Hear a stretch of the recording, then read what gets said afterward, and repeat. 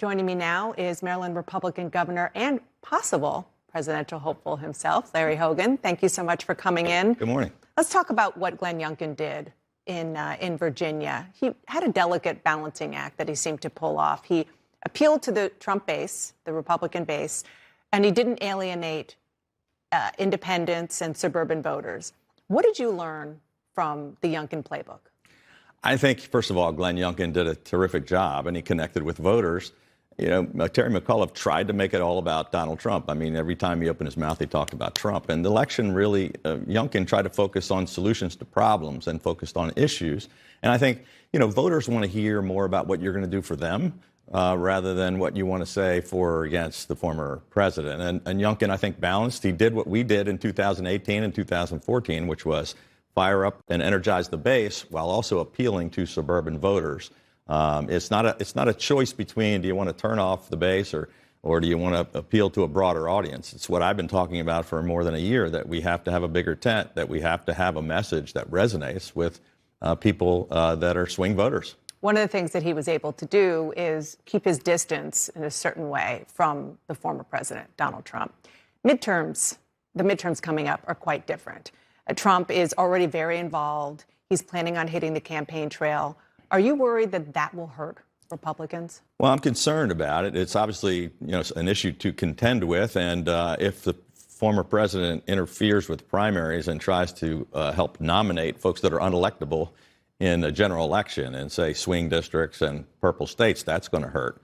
But look, this has been a constant problem. Like, I was reelected. I ran 44 points ahead of President Trump in Maryland in 2018, in between him losing, by 30 points in 2016 and 20. So it is possible. Mm-hmm. The Democrats have been trying to make it all about Trump, and I think that's a mistake.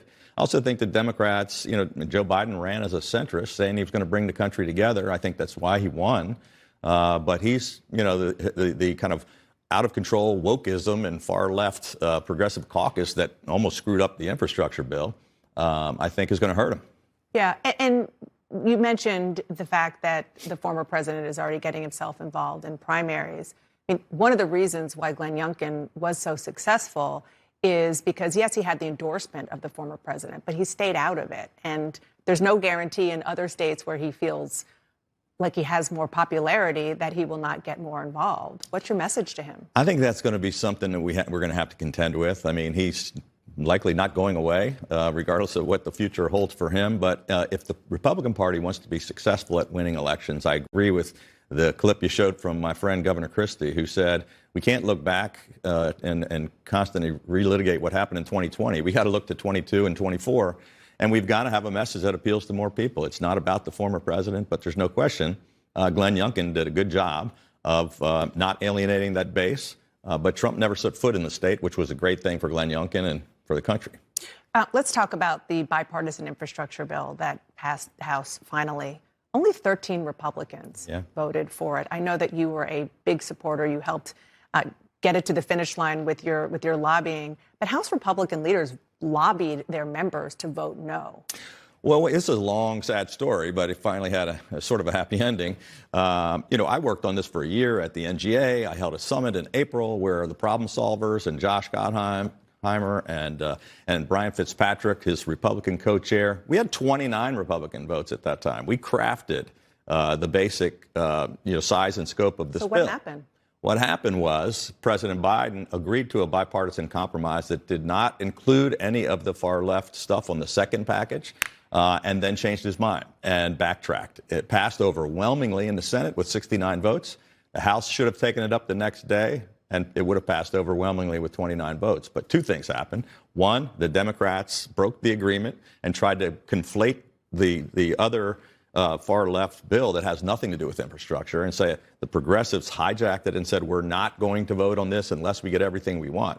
Well, that's not what a compromise is, and it's not what the president agreed to. You also had all that time, several months went by, and you had President Trump attacking Republicans on infrastructure. You had the progressives saying they have to be together, and Republicans said, hey, I don't want to be a part of that. Well, the president is going to sign this likely into law next week. You're a candid guy. Is this a political win for him? I think it is. I think it could have been a much bigger win. I mean, he nearly snatched defeat from the jaws of victory. It should have been an overwhelming win back in August. And I think he should not have let it get sidetracked by the progressives in the House. I think that was bad for Joe Biden. I think that was reflected in the election results because, I think they misread the mandate. Joe Biden won a very narrow election by winning swing voters. And they're not where the progressive caucus is, I can assure you. And the vast majority of Americans are not for this second bill. I want to ask you a couple of COVID-related questions. There is an approaching deadline for President Biden's requirement that federal workers get vaccinated. You have a lot of federal employees who live in your state of Maryland. Where do you stand? Do you support that?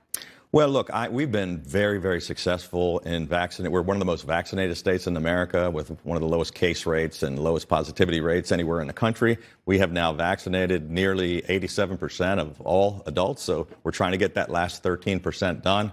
We've been encouraging everyone as strongly as possible to get the vaccine. Obviously, the president can mandate federal employees who work for him, but I'm not sure it's a good idea. I think we should continue to try to make sure we get everybody vaccinated. But there are obviously we just got a 400-page set of regulations late Friday, which we haven't reviewed, on what exactly he's trying to accomplish. There's court cases already put it on hold. There's legal constitutional questions that have to be answered. Look, I agree with the president. We need to get everybody vaccinated to get out of this pandemic, but I don't think the way he's going about it is the right way. Before I let you go, your second and final term as governor is coming up next year. Your phone was reportedly blowing up on Tuesday with people urging you to run for the Senate next year. Will you? It's not something I've ever really focused on yet. I'm not sure blowing up is the right term, but a lot of people have been encouraging me. It's not something that I'm really taking a serious look at. I'm very concerned about the direction of the country. Somehow I'm going to continue to stay involved because I care. I care about the future of the Republican Party and the future of the country, but I'm not sure what I'm going to be doing next year. So are you not seriously looking at the Senate because you're more interested in the presidency? I'm just interested in being the best governor I can be for the next 14 months. Come on, Governor. We'll figure out what the future holds, but I'm going to be a part of the discussion. Okay. Thank you so much. Appreciate you coming in. Thank you. Good to see you in person. Thank you.